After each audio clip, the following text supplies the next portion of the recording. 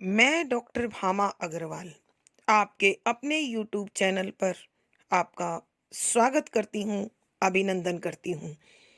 आइए प्यारे बच्चों, आज हम ध्रुव स्वामिनी नामक नाटक का अध्ययन शुरू करते हैं।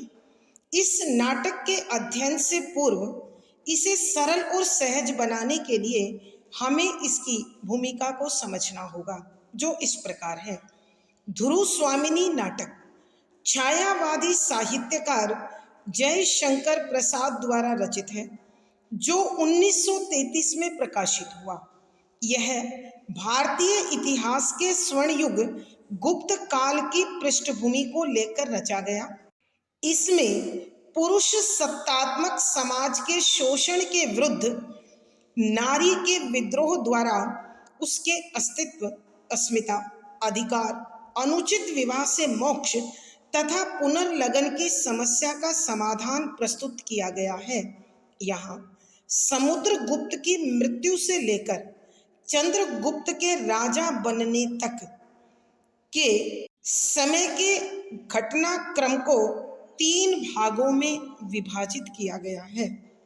पात्र सूची: ध्रुव स्वामिनी, मंदाकिनी, कोमा, चंद्रगुप्त, रामगुप्त, शिखर स्वामी, पुरोहित, शकराज, खिंगिल, मिहिरदेव, सामंत कुमार, शक सामंत, प्रतिहारी, प्रहरी, दासी, कुबड़ा, बोना, हिजड़ा, नर्तकियां। प्रथम अंक इस प्रकार है। द्वितीय दृश्य के कुछ स्मरणीय बिंदु इस प्रकार हैं। नंबर 1, दूसरे दृश्य के आरंभ में शक दुर्ग के बगीचे में कोमा बड़े प्रेम से पौधों की देखभाल कर रही है। नंबर 2, कोमा अपने हृदय में समाये शकराज के प्रेम से पुलकित यौवन को बसंत का उत्सव मानती है और अपने मनोभाव एक गीत के रूप में व्यक्त करती है। नंबर 3, तभी शकराज अपने ख्यालों में खोया हुआ नग्न तलवार हाथ में लिए वहां आकर टहलने लगता है, मगर कोमा को नहीं देखता। नंबर 4, शकराज के टहलने की आहट से कोमा को उसके आने का पता चलता है। नंबर 5, जहां कोमा शकराज से अनन्य प्रेम करती है, वहां शकराज उसे विलास की सहचरी मानता है और वाग्दत्ता कहकर फुसलाई रखता है। नंबर 6, शकराज खिंगिल के न आने से चिंतित है, अतः कोमा से मदिरा मांगता है। नंबर 7, तभी खिंगिल आकर रामगुप्त द्वारा शर्तों के मानने की सूचना देता है। नंबर 8, शर्तों की स्वीकृति से प्रसन्न शकराज शक सामंतों के साथ अत्यधिक मदिरा और नृत्य के साथ विजय उत्सव मनाता है। नंबर 9, रात्रि बढ़ने के साथ साथ ध्रुव स्वामिनी के लिए शकराज की बेचैनी बढ़ने लगती है। नंबर 10, तभी खिंगिल दुर्ग तोरण में शिविकाएं अर्थात पालकियां आने की सूचना देता है। नंबर 11, खिंगिल शकराज से ध्रुव स्वामिनी की एकांत में मिलने की इच्छा के विषय में बताता है। नंबर 12, शकराज ध्रुव स्वामिनी का मजाक उड़ाते हुए उसकी इच्छा स्वीकार कर एकांत में मिलने को राजी हो जाता है। नंबर 13, कोमा शकराज को समझाते हुए कहती है कि आज तुम एक स्त्री को अपने पति से विच्छिन्न कराकर अपने गर्व की तृप्ति के लिए कैसा अनर्थ कर रहे हो और नाराज होती है। नंबर 14, शकराज इस दुष्कर्म को राजनीतिक प्रतिशोध कहकर टालता है। नंबर 15, शकराज कोमा के इस वार्ता के समय आचार्य मिहिरदेव आ जाते हैं और वह इस दुष्कर्म को अनुचित ठहराते हैं। नंबर 16, कामुक शकराज उनकी अवहेलना करता है तो वो जाने लगते हैं।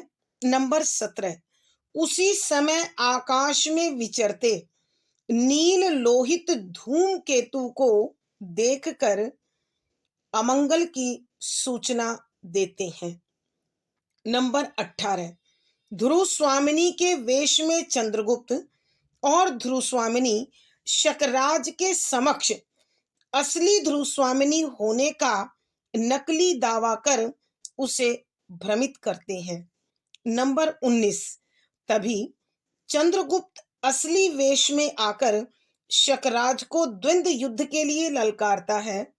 नंबर 20, शकराज मारा जाता है तभी मगध सामंत किले पर अधिकार कर लेते हैं। नंबर 21, सभी ध्रुव स्वामिनी की जय हो के नारों के साथ दुर्ग में प्रवेश करते हैं और पर्दा गिरता है। आइए प्यारे बच्चों, अब हम इस दूसरे अंक के पदों की व्याख्या के द्वारा इसकी विषय वस्तु को समझने की कोशिश करते हैं। पद संख्या 5, यौवन तेरी चंचल छाया, इसमें बैठ घूट भर पी लूं जो रस तू है लाया, मेरे प्याले में मद बनकर कब तू छली समाया, जीवन वंशी के छिद्रों में स्वर बनकर लहराया, पल भर रुकने वाले कह तू पथिक कहाँ से आया। चुप होकर आंखें बंद किए तन में होकर बैठी रहती है। शकराज का प्रवेश, हाथ में एक लंबी तलवार लिए हुए चिंतित भाव से आकर इस तरह खड़ा होता है जिससे कोमा को नहीं देखता।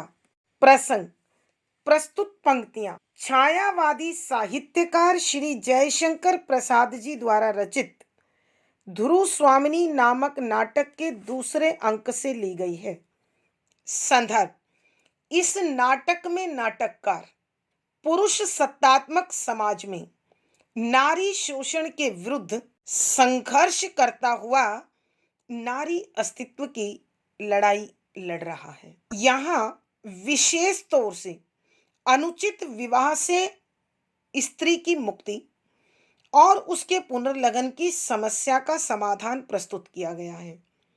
यहाँ दूसरे अंक में शकराज की प्रेयसी कोमा, जो अत्यंत भावुक है, प्रेम पुजारिन और दार्शनिक पात्रा है, वह जीवन में प्रेम को ही सर्वस्व मानती है और उसी प्रेम की भावुकता में गाने लगती है कि व्याख्या शब्दों के अर्थ आवश्यकता के अनुसार, यौवन जवानी, तेरी यौवन की, चंचल गतिशील चलायमान, छाया, छाया का अर्थ वैसे परछाई होता है लेकिन यहाँ है असर, प्रभाव। इसमें बैठकर कि इसी यौवन में बैठकर घूट भर पी लूं, कि एक घूट पी लूं जो रस, जिस प्रकार का प्रेम का आनंद तू है लाया अपने साथ लेकर आया है। मेरे प्याले में मद बनकर, मेरे प्याले अर्थात मेरे जीवन में, मेरे शरीर में मद नशा होता है लेकिन यहाँ है आनंद, बनकर बना हुआ, कब तू चली समाया, कि कब मेरे शरीर में समा गया, मेरे मन में आ गया, मुझे पता नहीं चला। जीवन वंशी के छिद्रों में, जीवन रूपी बांसुरी के छेदों में स्वर बनकर लहराया, कि गीत बनकर गूंजने लगा है। यहाँ नाटक की सबसे अधिक दार्शनिक, भावुक और प्रेम के रस में डूबी पात्रा कोमा अपने उसी प्रेम से भरकर भावुकता में गीत गाने लगती है कि यौवन तेरी चंचल छाया, कि हे मेरे जीवन का यौवन, तू अत्यंत गतिशील है, चलायमान है, बहुत थोड़े समय के लिए इस संसार में किसी भी जीवन में प्रवेश करता है। मेरे जीवन में हे यौवन, जब तू आ गया है तो प्रेम का आनंद भी अपने साथ लेकर आया है और मैं इस प्रेम के आनंद को घूट घूट कर पी लेना चाहती हूँ, अर्थात इस प्रेम के आनंद को प्राप्त कर लेना चाहती हूँ। क्योंकि मेरे प्याले में मत बनकर कब तू छली समाया, कि हे धोखेबाज प्रेम, कब तू मेरे जीवन के इस प्याले में आनंद का, मस्ती का, उमंग का कारण बनकर समा गया और मेरे जीवन रूपी बांसुरी के छेदों में तू प्रेम गीत बनकर लहराने लगा। अर्थात यहाँ कहने का अभिप्राय यह है कि इस यौवन के साथ ही कोमा ने शकराज के प्रेम को अपने जीवन में महसूस किया और वह उसकी अनन्य भक्तिन बनकर, प्रेम के अनन्य भाव से भरकर प्रेम पुजारिन बन गई और उसी प्रेम पूर्ण भावों को स्पष्ट करते हुए कहती है कि हे मेरे जीवन में आने वाले यौवन, तू बहुत थोड़े समय के लिए मेरे जीवन में या संसार के किसी भी जीवन में समाता है और तेरे इस यौवन के आगमन के अवसर पर जो प्रेम का आनंद तू अपने साथ लेकर आया है उसे मैं पल भर बैठकर घूंट घूंट पीना चाहती हूँ, अर्थात अपने तन मन और आत्मा में अनुभव करना चाहती हूँ कि हे प्रेम का वह भाव जो मेरे जीवन में समाया और मुझे उसके समाने का पता ही नहीं चला, उसके आगमन के साथ मेरे जीवन में आनंद, खुशी, उमंग, उल्लास और मस्ती बनकर छा गया और तेरे ही कारण मेरी जीवन रूपी बांसुरी के छेदों में प्रेम गीत उत्पन्न हो गए, लहराने लगे। अर्थात कहने का भाव यह है कि जब से कोमा ने अपने यौवन में और अपने जीवन में शकराज के प्रेम को अनुभूत किया है, महसूस किया है, तब से वो इस प्रेम के आनंद को ही जीवन का सबसे बड़ा लक्ष्य स्वीकार कर रही है। चुप होकर आंखें बंद किए तन्मय होकर बैठी रहती है और फिर वह शांत होकर आंखें बंद करके इसी प्रेम की कल्पना में तन में खोई हुई बैठी रहती है और अपने इस प्रेम के आनंद को अंदर ही अंदर महसूस करती रहती है। शकराज का प्रवेश, कि ऐसे समय में शकराज वहां आ जाते हैं, हाथ में एक लंबी तलवार लिए हुए चिंतित भाव से आकर इस तरह खड़ा होता है कि उसने अपने हाथों में एक लंबी तलवार ले रखी है और वह चिंता मग्न होकर वहीं कोमा के निकट आकर इस तरह खड़ा होता है। वह अपने ख्यालों में इस कदर खोया है, उसे आसपास की किसी भी वस्तु पर कोई नजर नहीं पड़ती। आइए प्यारे बच्चों, हम एक बार फिर इस पद की व्याख्या करते हैं। यहाँ कोमा इस प्रेम गीत को दोहराने के बाद प्रेम के आनंद को अनुभव करते हुए आंखें बंद किए चुपचाप वहां शांत भाव से बैठ जाती है। उसी समय शकराज अपने हाथ में एक लंबी तलवार लिए हुए चिंता करते हुए वहां आकर खड़ा हो जाता है और उसे वहां बैठी हुई कोमा दिखाई नहीं देती। भावार्थ, नाटककार के कहने का भाव यह है कि शकराज अपनी कामुकता, प्रतिशोध में और कोमा अपने प्रेम में पूर्ण रूप से खोए हुए हैं। दोनों को अपने अपने भावों की गहराई में इतना अधिक आनंद है कि बाकी दीन दुनिया से वो बेखबर हैं। विशेष यहाँ कोमा की कोमलता तथा शकराज की कठोरता पर और कामुकता पर प्रकाश डाला गया है। शुद्ध साहित्यिक खड़ी बोली का प्रयोग है। श्रृंगार रस माधुर्य गुण है। लक्षणा शब्द शक्ति है। तत्सम प्रधान शब्दावली ने विषय को सौंदर्य प्रदान किया है। अनुभूति परक बिंब का प्रयोग हुआ है। पद संख्या 6, शकराज, खिंगिल अभी नहीं आया, क्या वह बंदी तो नहीं कर लिया गया? यदि वे अंधे नहीं हैं तो उन्हें अपने सिर पर खड़ी विपत्ति दिखाई देनी चाहिए।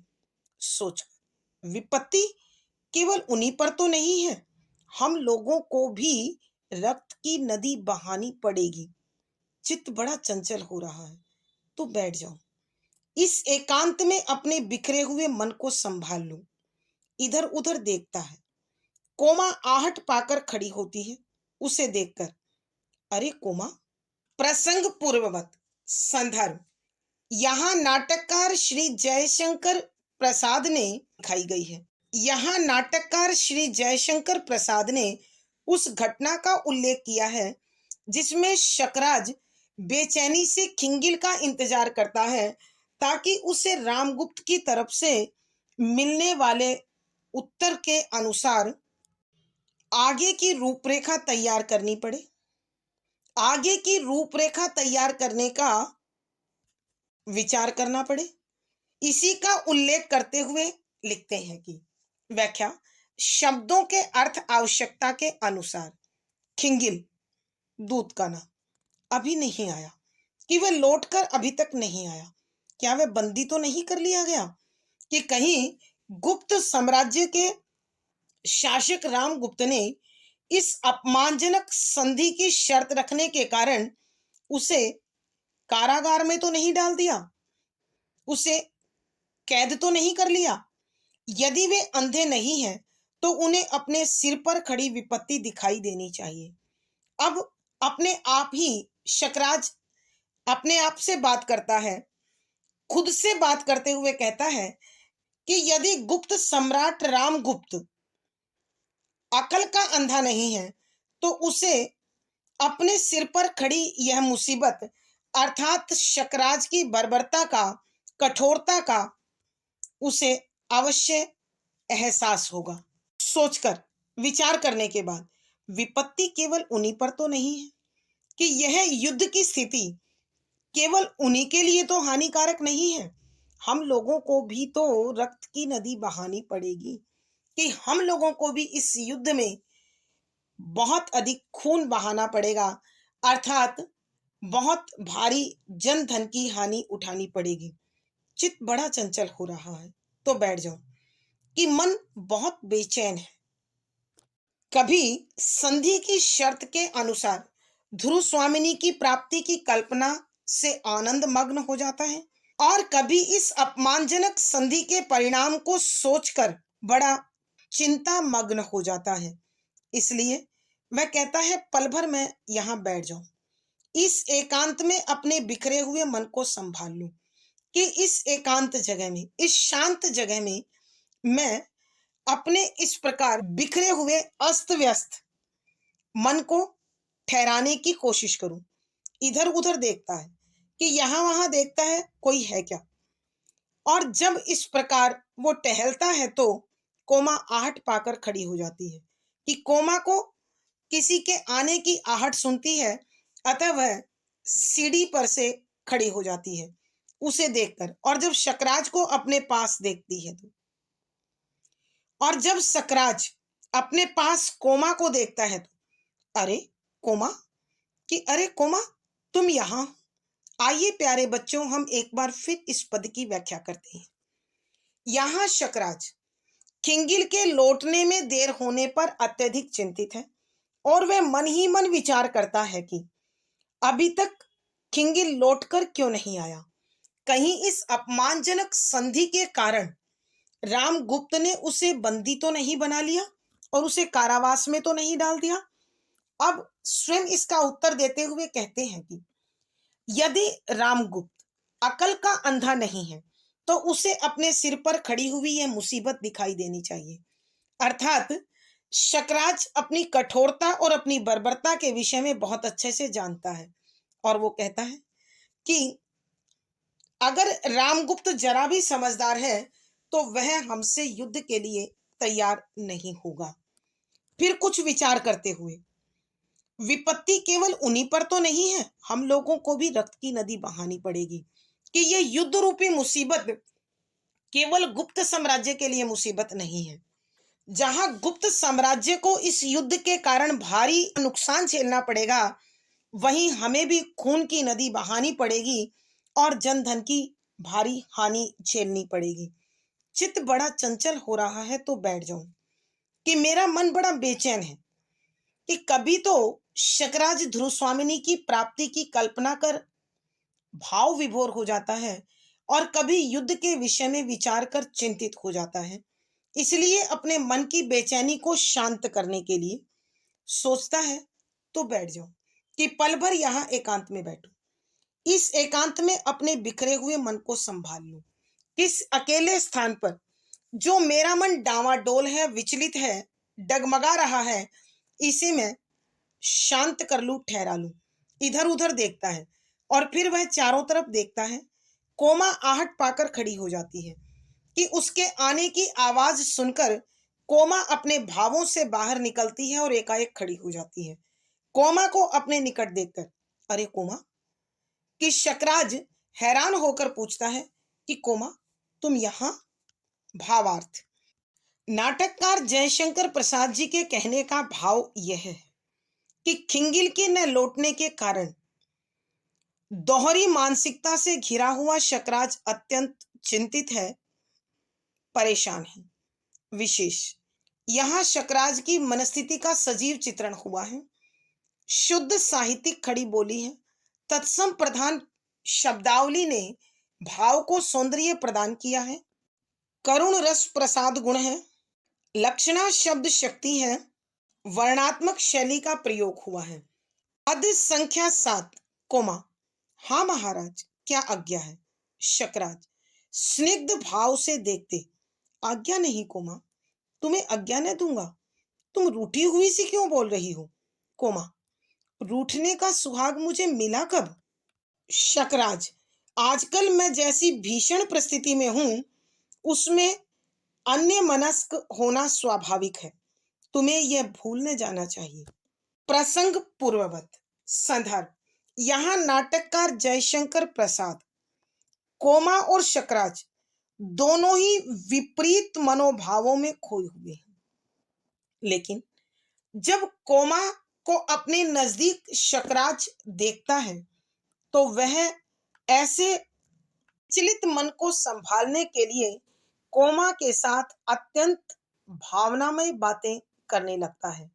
उसी तथ्य का, उसी घटना का यहाँ उल्लेख हुआ है। व्याख्या, शब्दों के अर्थ साथ साथ। कोमा, हाँ महाराज, क्या आज्ञा है? कि जब शकराज अपने निकट उस एकांत स्थान में कोमा को देखता है और आश्चर्यचकित होता है, तब कोमा कहती है, हाँ महाराज, मैं कोमा, कहिए क्या आज्ञा है, कि मेरे लिए क्या आदेश है? शकराज, तो कोमा कहने लगती है, हाँ महाराज, कहिए मेरे लिए क्या आदेश है?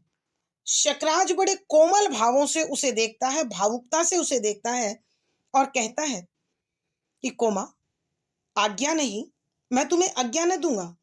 कि मैं तुम्हें आज्ञा कैसे दे सकता हूं? तुम तो मेरी अपनी हो। तुम रूठी हुई सी क्यों बोल रही हो? कि तुम मुझे नाराज होकर क्यों बोल रही हो?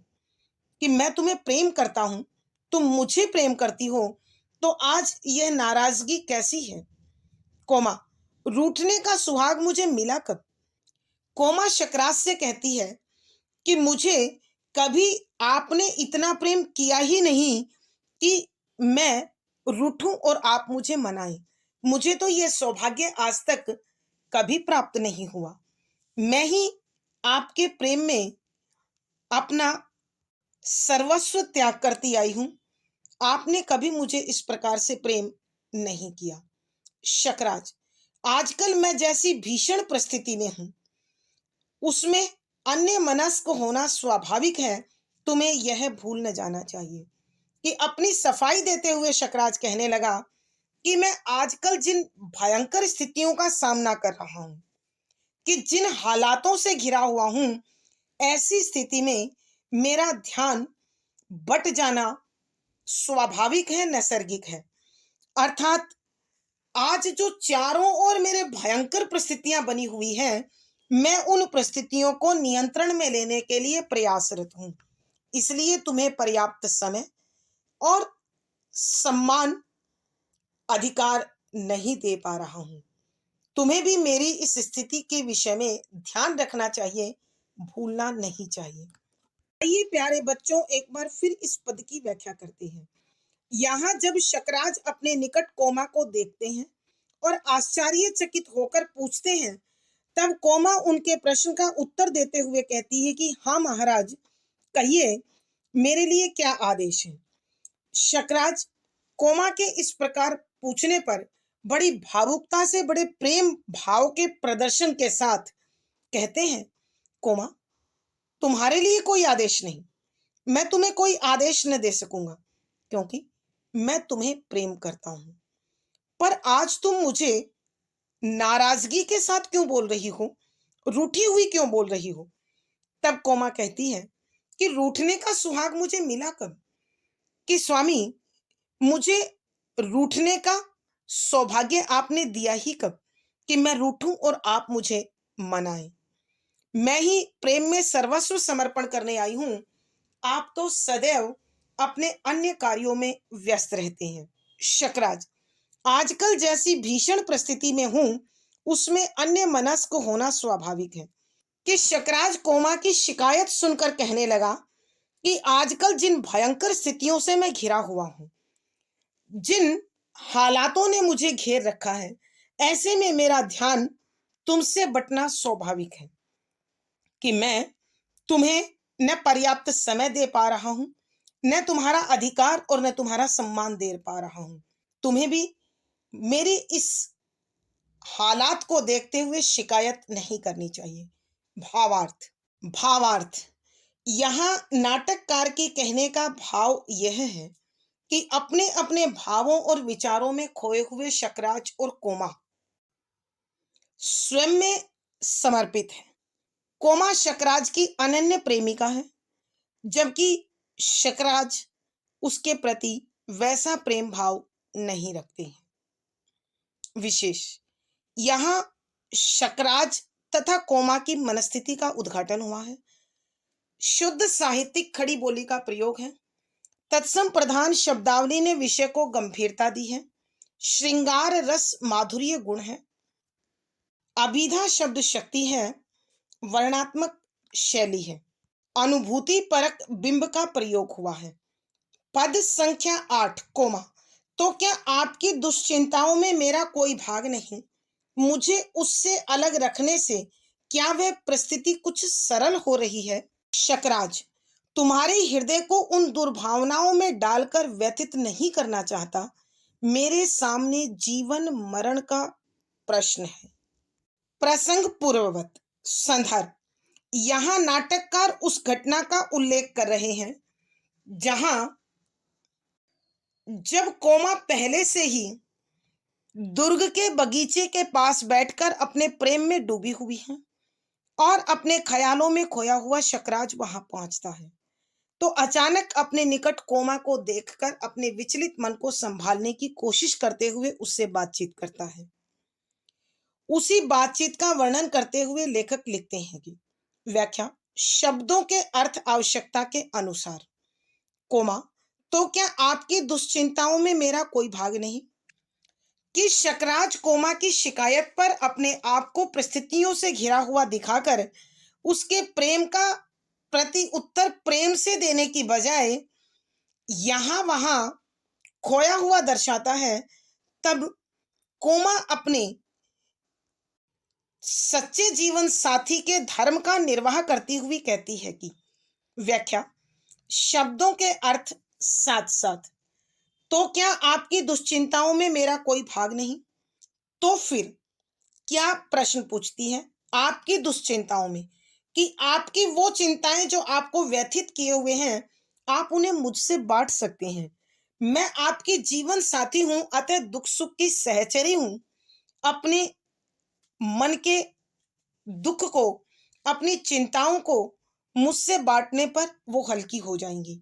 मुझे उससे अलग रखने से क्या वह परिस्थिति कुछ सरल हो रही है, कि यदि तुम अपनी चिंता, अपनी मुसीबत, अपने संकट को मुझसे नहीं बांटोगे, तो क्या वो हालात, वो स्थिति कुछ सरल और आसान हो रही है। अर्थात एक सच्ची सहचरी का धर्म निभाते हुए कोमा चाहती है कि वह शकराज के हर सुख दुख में बराबर की सहभागी बने। मगर शकराज अपने भेद भरे व्यवहार को उसके सामने प्रकट नहीं करना चाहता। तब शकराज अपनी शर्मनाक संधि की शर्त के विषय में उससे कैसे बताए।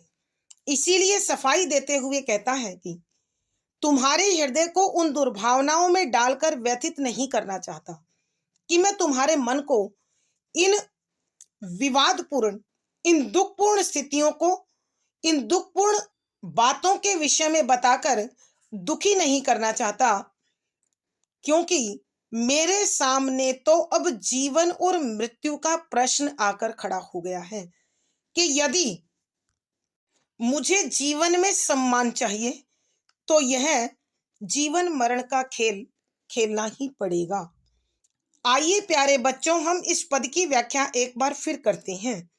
यहाँ कोमा शकराज के साथ एक सच्ची सुख दुख की सहचरी का धर्म निभाते हुए कहती है कि तो क्या आपकी दुश्चिंताओं में मेरा कोई भाग नहीं?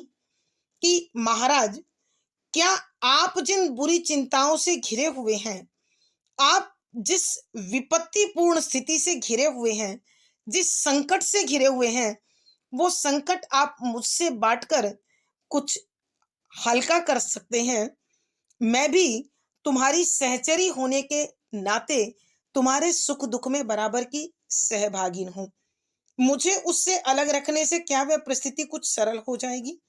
कि यदि तुम अपनी चिंताओं को, अपने संकटों और अपनी विपत्तियों को मुझसे नहीं बांटोगे तो क्या स्थिति आसान हो जाने वाली है, अर्थात जीवन का संघर्ष कुछ सरल हो जाएगा। तब सफाई देते हुए शकराज कहता है कि तुम्हारे हृदय को उन दुर्भावनाओं में डालकर व्यथित नहीं करना चाहता कि मैं तुम्हें अपनी चिंता, अपनी परेशानी, अपने संकटों के विषय में बताकर तुम्हें उस मुसीबत में डालकर तुम्हारे मन को दुखी नहीं करना चाहता। आज मेरे सामने जीवन मरण का प्रश्न है कि आज मैं जिस स्थिति से घिरा हुआ हूँ, जिन हालातों में घिरा हुआ हूँ, वो इतने अधिक संकटपूर्ण है, इतने अधिक मुसीबत से भरे हुए हैं कि वहां जीवन और मृत्यु का प्रश्न बना हुआ है। अर्थात मुझे अपने सम्मान को बनाए रखने के लिए, जीवन को बचाए रखने के लिए कदम कदम पर मृत्यु का स्वागत करना पड़ेगा। इसलिए मैं तुम्हें उस विपत्तिपूर्ण स्थिति के विषय में बताकर संकट में, चिंता में, परेशानी में नहीं डालना चाहता हूं। कहने का भाव यह है कि शकराज शर्मनाक संधि की शर्त को कोमा जैसी भावुक महिला के समक्ष कैसे प्रस्तुत कर सकता है? अतः उसे अपने हृदय में छिपाए रखना उसके लिए परम आवश्यक है। भावार्थ, नाटककार के कहने का भाव यह है कि शकराज अपनी कठोरता और अपनी बर्बरता का दर्शन कोमा को नहीं कराना चाहता है। उसके लिए कोमा केवल उसके विलास की साथिन है, वह उससे अनन्य प्रेम नहीं करता है। विशेष, यहाँ कोमा शकराज की अनन्य प्रेमिका है, लेकिन शकराज के हृदय में अनेक भावों का द्वंद्व चल रहा है। शुद्ध साहित्यिक खड़ी बोली है, तत्सम प्रधान शब्दावली ने विषय को गंभीरता प्रदान की है।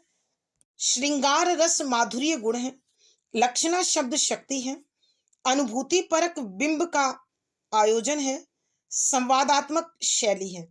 आज की कक्षा में प्यारे बच्चों इतना ही। अगली वीडियो में फिर मुलाकात होगी। पिछली वीडियो का लिंक डिस्क्रिप्शन बॉक्स में मिल जाएगा। आशा है पढ़ा गया विषय आपको समझ में आया होगा। अपने भाव व विचार कमेंट बॉक्स में लिखें। वीडियो को लाइक करें, शेयर करें और चैनल सब्सक्राइब करें। आपका दिन और जीवन मंगलमय हो, इसी शुभकामना के साथ आभार, धन्यवाद।